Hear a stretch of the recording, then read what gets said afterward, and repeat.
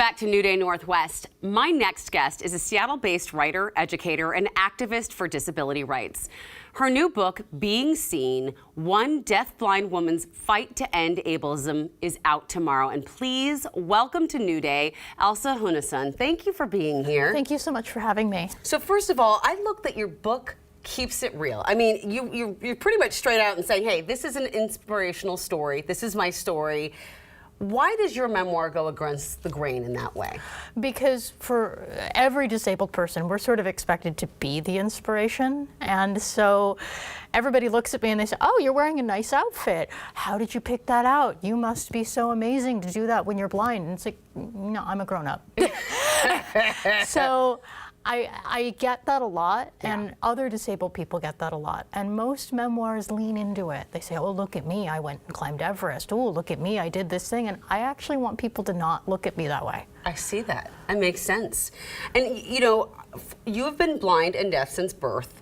So, well, we're having a conversation right now. Can you tell us how this happens? So I'm wearing bilateral hearing aids. They're very sparkly. I love the sparkly hearing aids. And they help me with amplification. We're currently in a very quiet room, which means that it's really easy for me to have a conversation with you. If this were a loud bar, much more difficult.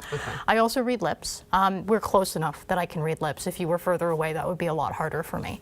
But being deafblind doesn't just mean completely blind, completely deaf, completely unable to speak with your mouth.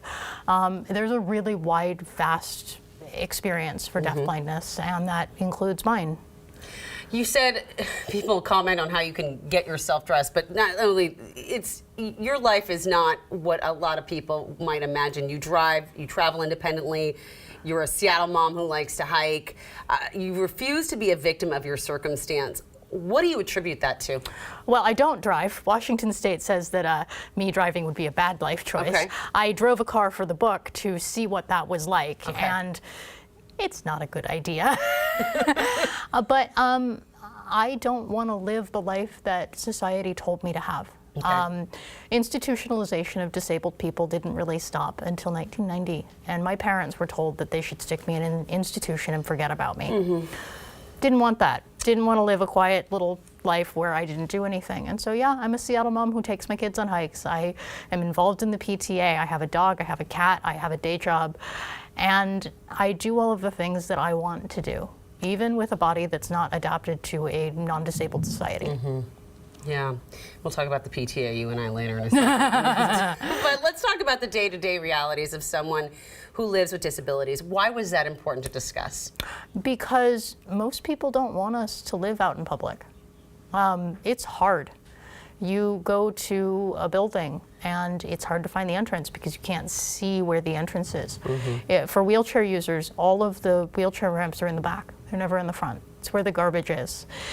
For me, as a blind person, I've been in elevators that were specifically for the garbage. And the ADA is supposed to protect us, but the reality is that the ADA needs to be updated to support real lives, not partial lives. And that's what people expect. They expect that you can just kind of get by on what you're given and not get by on what you need. Yeah. And trying to skirt that law is unacceptable. On top of writing and the activism, you're also a media studies professor. How are disabled people represented in the media, in your opinion? Very badly. 90% of the time, if you see a blind woman on screen, she is arms out, looking around, can't find your face, wants to touch it to find out what you look like, which, I'm sorry, we live in a pandemic. I shouldn't be touching your face. But also looking for walls, looking for things. That's not how it works. When you saw me walk in here today, was I reaching my arms out? No. No, I just used my cane, found the steps, stepped up, found the couch. It was fine. And so media gives us this image of helpless people. It gives us this image of people who can't do things, and that sticks in people's brains. It really, really does. Those movies, the films that we've seen, how are those portrayals so harmful? Well, it means that if I'm out on the street and I look at my cell phone to figure out where I am, because I can't read street signs, excuse me. No, you're fine. Sometimes people will come up to me and say, are you really blind? And they'll try to police. People actually say that? 100%. No, they do. They do. Come on, really? Yeah, they do. They do that, and they try to tell me I'm not really blind because I can look at my phone. Oh, I can't even with the audacity that Right. But go back to that concept of institutionalization for a second. Right. We're supposed to be behind closed doors, not in public. Okay. The instant that a disabled person is in public, our bodies become public commentary. And our experience becomes public commentary. And if you've seen all these movies that make you think you know what a blind person or a deaf person looks like, you feel, or at least maybe you don't feel like this, but a lot of people do, feel like they get to tell me what my experience is like and whether or not I'm a blind person. How do we end ableism, or at least try to start? It starts with telling your kids that being disabled is okay. It starts with inviting blind and deaf people into your classrooms and having them talk about what it's like. It starts with not doing what randos on the street do to me. It starts with recognizing inside of yourself that you don't know what disability looks like, and also that it would be okay if you became disabled. Yeah. Because everybody's really afraid of it. And I have to tell you, if you wear glasses, you have a disability. If you wear hearing aids and you're in your 70s, it's still a disability. Yeah. And we try to skirt around that and pretend that's not true, but it is. It is a really good, important thing to hold on to.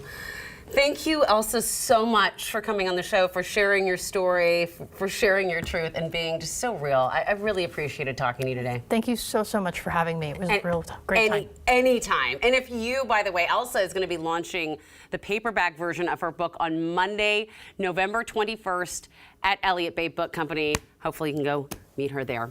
Meantime.